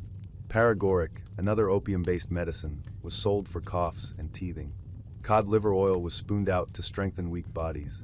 Quack medicines, advertised in newspapers, promised cures for everything from colds to consumption, though most delivered little more than alcohol, herbs, or opium in disguise. Parents, desperate for relief, often tried them all. Sometimes, remedies bordered on superstition. In rural areas, charms were tied around children's wrists, or prayers whispered over fevers. Bread soaked in milk was laid on wounds. Some families sought the aid of wise women, local healers whose knowledge of herbs blended with folklore. Though mocked by physicians, their remedies sometimes proved more effective, or at least less harmful, than official treatments. The experience of epidemics deserves its own place in this story. Cholera, sweeping through London in waves, killed thousands, many of them children. Entire families might be struck down in a matter of days. Streets once noisy with play grew silent, broken only by the creak of carts carrying away bodies. Scarlet fever, another frequent visitor, spread rapidly through schools, leaving classrooms half empty. Survivors often carried its marks for life: damaged hearing, weakened hearts. Measles, now considered a routine childhood illness, carried real danger then. Entire neighborhoods saw outbreaks, red rashes spreading across children's bodies, fevers burning hot. Parents sat helpless, hoping for recovery but braced for loss. Tuberculosis was slower but equally devastating. Known as consumption, it stole breath by degrees. Children coughed endlessly, their bodies thinning until they seemed little more than shadows. Families watched this wasting illness with despair, often over years. It was not sudden like cholera but drawn out, cruel in its patience. The presence of consumptive children in Victorian diaries and novels reflects how common and visible this slow illness was. One of the hardest realities for modern readers to grasp is how common child death was. It did not carry the same shock it does today, though the grief was no less real. Families spoke of children lost, taken, or gone to God in tones of resignation. Portraits of dead children were sometimes painted or photographed, their faces serene, their bodies dressed in their finest clothes. Parents kept locks of hair, pressed into albums or worn in lockets. Memory was preserved, even as life moved forward. This ever-present shadow influenced even the way childhood itself was understood. If survival was uncertain, then childhood was not a stage of carefree play, but a fragile and temporary state. Discipline, obedience, and religious instruction were emphasized because life might be short. A child needed to be prepared, not only for adulthood but for eternity. This is why even leisure, play, and affection were often restrained, because the future was never guaranteed, and indulgence seemed dangerous. By the later Victorian period, progress slowly changed this grim picture. The introduction of vaccination, first against smallpox, then other diseases, reduced some of the worst epidemics. Advances in sanitation, the building of sewers, the provision of clean water, cut deaths from cholera and typhus. Germ theory, pioneered by Pasteur and adopted by British doctors like Joseph Lister, began to reshape medicine. Antiseptics reduced infection, and hospitals grew more effective. By the century's end, more children survived, though mortality remained high by modern standards. Still, for most of the Victorian era, to be a child was to live under the shadow of sickness. To grow to adulthood was itself a triumph, a sign of resilience and luck. Each cough could be dangerous, each fever a trial. Parents carried love intertwined with fear, tenderness shadowed by loss. Childhood, already pressed by work and duty, was also burdened by frailty. Health was never assumed, only hoped for. Childhood in Victorian Britain was not simply a time of learning or play. For millions of children, it was also a time of work. From as young as 5 or 6, children became part of the labor force, their small hands and quick movements folded into the machinery of industrial society. To be a child of the working classes was to grow up quickly, to shoulder burdens before strength had fully arrived, to carry responsibility before maturity. Factories were among the most common employers of children. Cotton mills, woolen factories, and textile workshops absorbed thousands. Children were prized for their size. They could dart under machines, fix broken threads, or crawl into spaces adults could not reach. They worked long hours, often 12 to 14 a day, in hot, noisy rooms filled with lint and dust. The constant clatter of machines made conversation nearly impossible, while the air choked young lungs. Accidents were frequent. Fingers caught in gears, hair pulled into rollers, bodies injured by machinery that never stopped. Supervisors enforced discipline with canes or whips, driving children to work faster, harder, longer. Mines offered even harsher conditions. Boys and girls worked underground, some as trappers, opening and closing ventilation doors, others as hurriers, dragging heavy coal carts through narrow tunnels. The work was backbreaking, the air heavy with dust, the darkness lit only by dim lamps. Children crawled on hands and knees for hours, muscles straining, skin scraped raw. Accidents were common. Tunnels collapsed, carts overturned, explosions killed dozens at once. For many children, the mine was not only a workplace, but a tomb waiting to close. Street labor carried its own hardships. Orphaned or abandoned children became mudlarks, scavenging along riverbanks for scraps of coal, wood, or metal to sell. Crossing sweepers cleared paths for wealthier pedestrians, hoping for coins. Shoeblacks polished boots on street corners. Match sellers, flower girls, and newsboys hawked their goods, their cries echoing in crowded markets. These children endured long hours in all weathers, their earnings barely enough to survive. Hunger gnawed at them, cold seeped into their bones, yet their presence filled Victorian streets with the unmistakable sound of child labor. Domestic service was another path, especially for girls. Young servants scrubbed floors, polished silver, fetched coal, and carried water. Some entered service as early as 12, living in basements or attics of wealthy households. Their days began before dawn and ended late at night, filled with endless tasks and constant supervision. Mistakes were punished, wages were meager, and freedom was nearly non-existent. Yet service offered food and shelter, and for many poor families, it was a step above starvation. The rhythm of working children's lives was grueling. A factory child might rise at 4 in the morning, walk miles to work, labor until evening, and stumble home exhausted. Meals were quick and plain, bread, porridge, or scraps eaten during short breaks. Sleep was brief, and mornings came too soon. For those in mines, the day was spent in darkness, returning above ground only to find night already fallen. Street children lived by the rhythm of the market, rising when others stirred, shouting their wares until their voices grew hoarse, returning to alleys or doorways to sleep. Illness and injury were constant companions. Factory dust bred lung diseases. Mine work twisted spines and stunted growth. Malnutrition left children weak, more vulnerable to sickness. Accidents maimed, missing fingers, broken limbs, blinded eyes. Employers rarely compensated injuries. Children who could not work were dismissed, left to beg or starve. And yet, amid the hardship, there were moments of resilience. Children formed friendships in factories, shared jokes in mines, played quick games in the street between customers. Laughter, though rare, was not absent. Survival demanded endurance, and endurance demanded spirit. Reformers began to draw attention to these conditions in the early 19th century. Reports described children beaten to stay awake, falling asleep at machines, or carrying loads that bent their backs.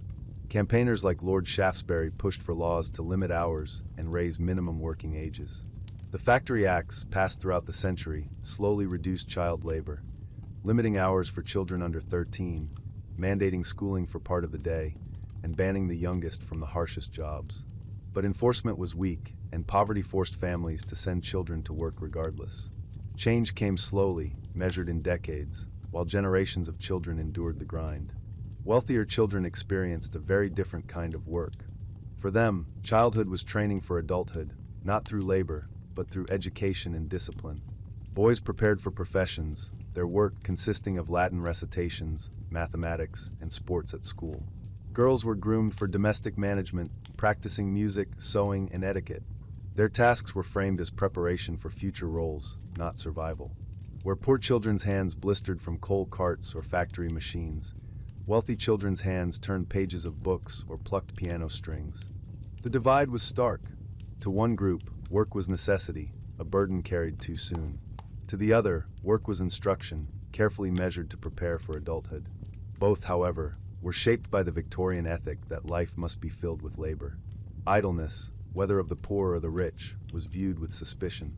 Childhood was not seen as a time of freedom, but as training, whether for survival or success. Childhood, as we think of it today, is a time of schoolbooks, play, and protection. But in the Victorian era, childhood for many was a time of work. To be poor in the 19th century was to have no luxury of idle years. Hands that should have held toys instead grasped coal, thread, or polished brushes. Feet that might have run through fields instead trudged through factory floors, mine shafts, or city streets. For the working child, days began early and ended late. Work was not a temporary duty but the fabric of existence, stitched into the rhythm of family survival. Parents, themselves exhausted from labor, depended on children's wages. Without them, rent went unpaid, food uneaten. Childhood was not shielded from adult burdens, but pressed into them with unforgiving weight. Factories were the great devourers of childhood. Textile mills, in particular, thrived on children's labor. Boys and girls as young as 6 or 7 were set to piecing, tying together broken threads on spinning machines, or cleaning beneath dangerous looms while the machines thundered above. The air was thick with dust and fiber, filling lungs with coughs. The noise was deafening, a constant roar that numbed ears and made voices useless. Accidents were constant. A moment's distraction could mean fingers lost to whirring spindles or hair caught in gears.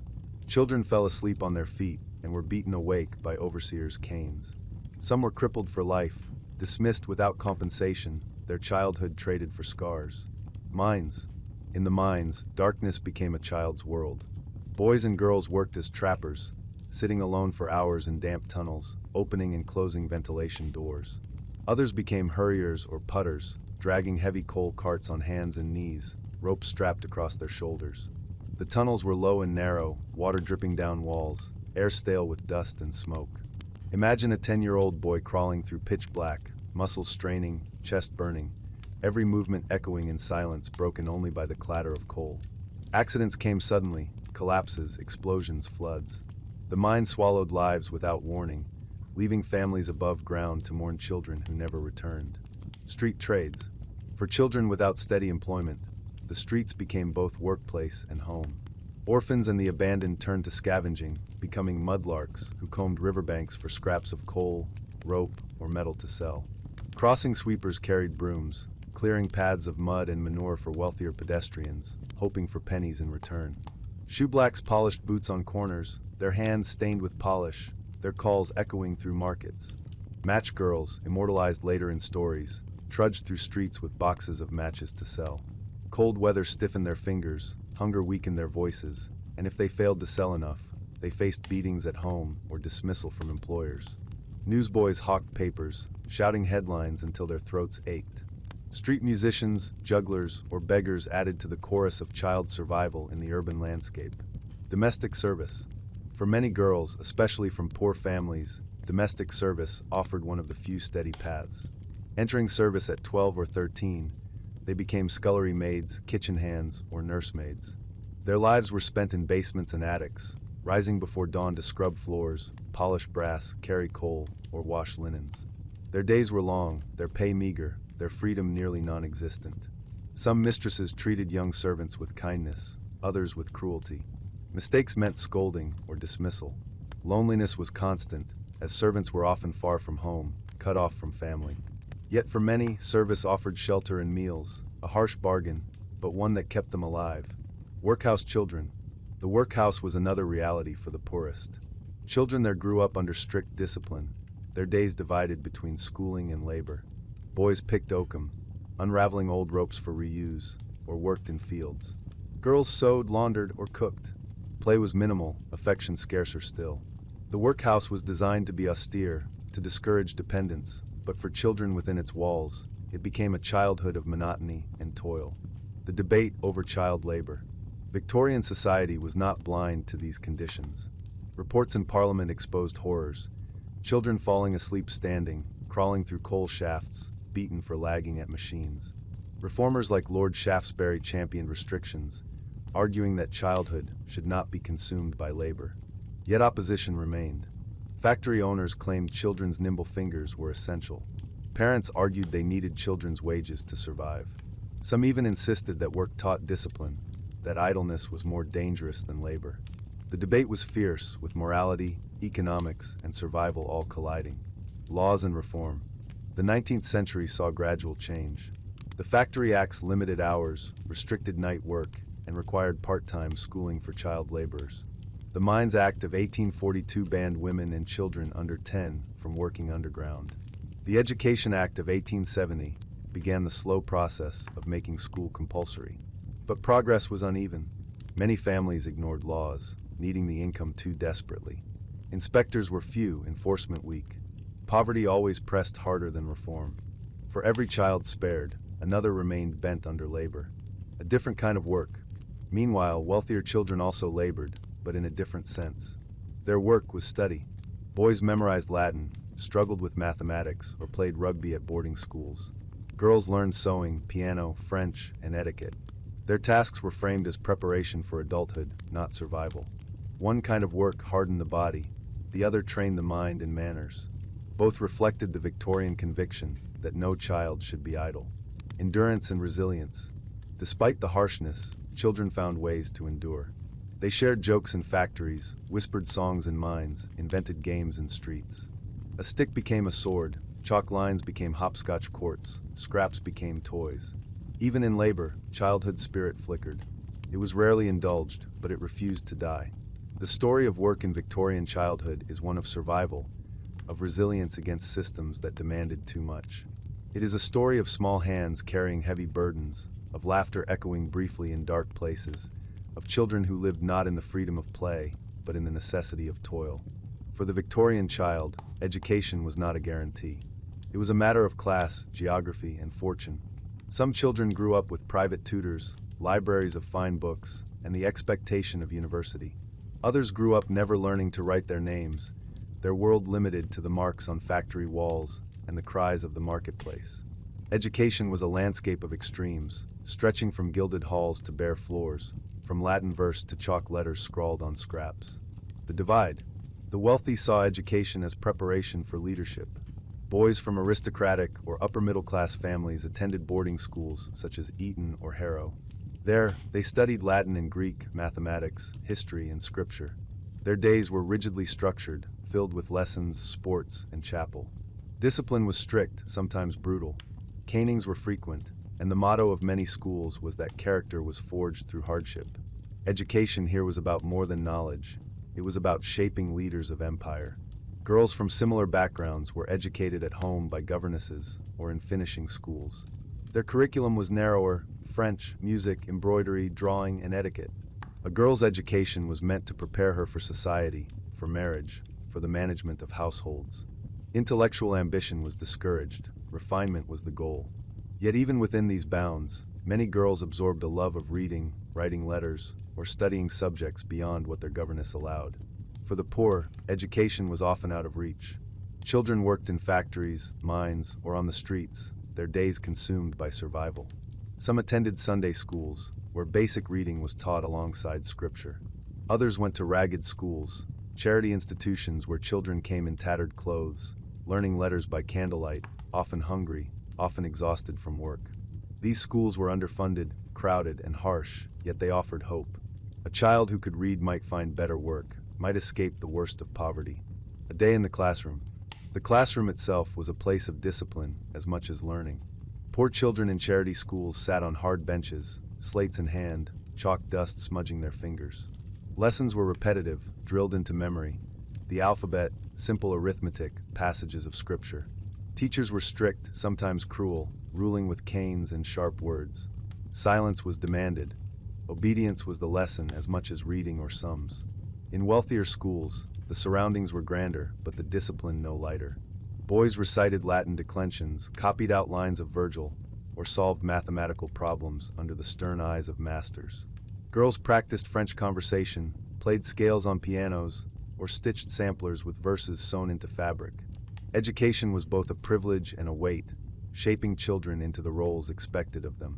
Religion and education. Religion infused much of Victorian schooling. Sunday schools, founded to bring literacy to working-class children, always tied lessons to scripture. Ragged schools taught morality alongside reading, warning children against vice and idleness. Boarding schools for the elite demanded chapel attendance and emphasized Christian virtue. Education was never neutral. It carried the weight of faith, morality, and social order. Reform and change.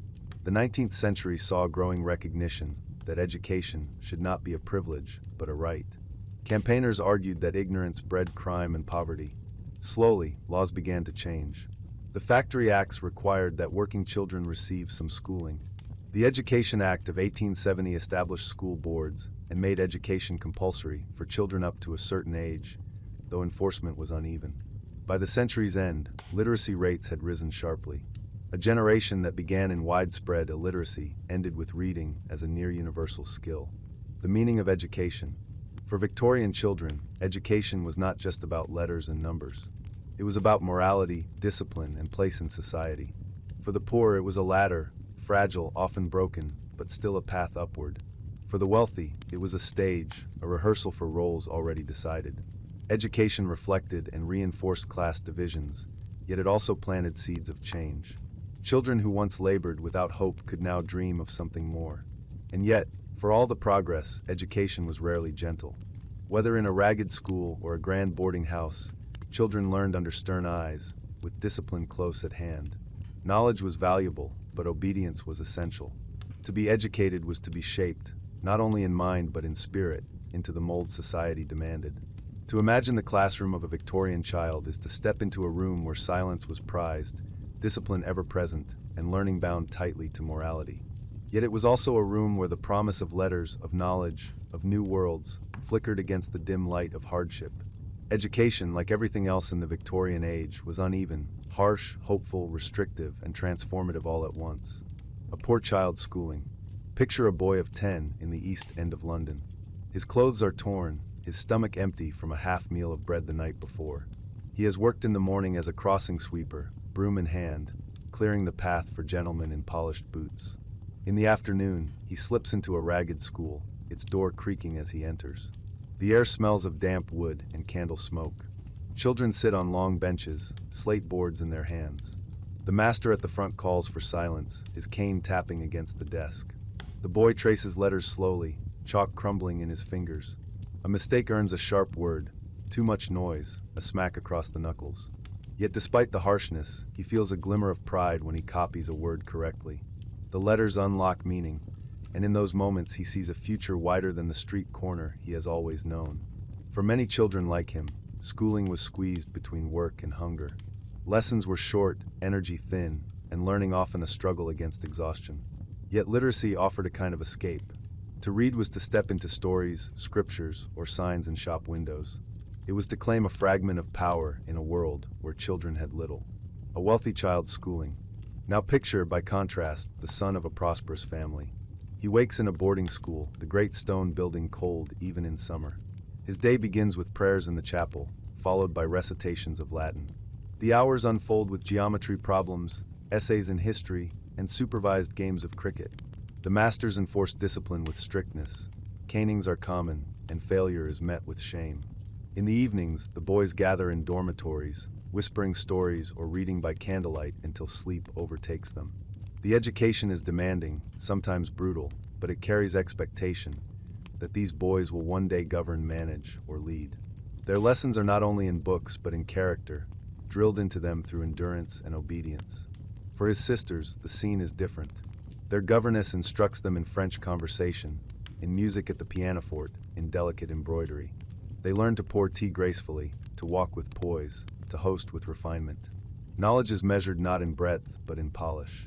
A girl who read too widely risked being called unfeminine.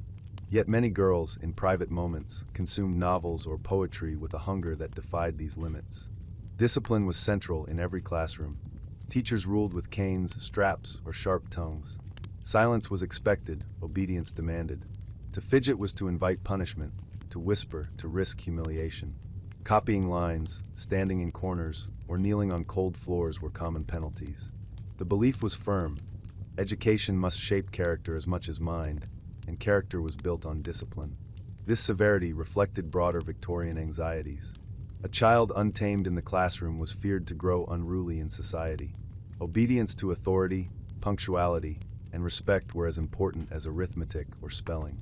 Schools, whether ragged or prestigious, functioned as training grounds for the moral order. Religion permeated education. Sunday schools taught reading by using scripture as text. Ragged schools emphasized moral lessons alongside letters, warning against drink, gambling, and crime. Boarding schools wove prayers into daily routines, their chapels echoing with hymns.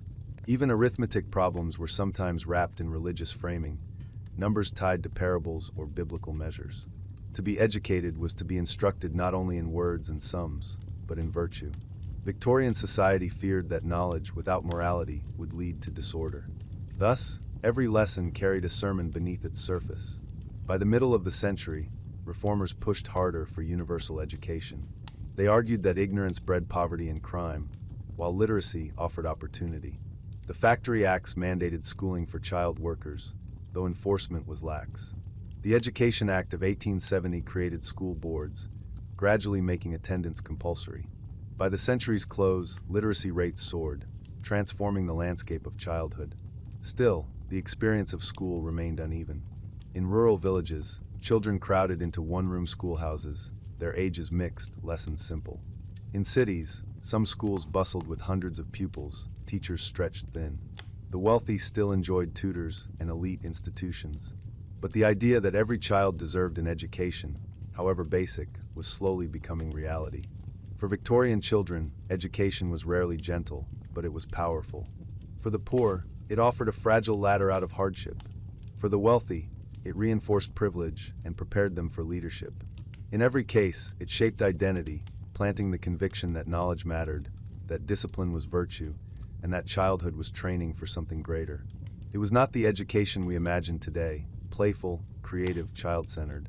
It was stern, repetitive, and moralizing. Yet within its walls, children glimpsed other worlds, wrote their first words, read their first stories. The alphabet, learned under the shadow of punishment, still unlocked imagination. Knowledge grew, even in strict soil. And so we close our long walk through Victorian childhood, through its homes, its food, its play, its illnesses, its labor, and its schools.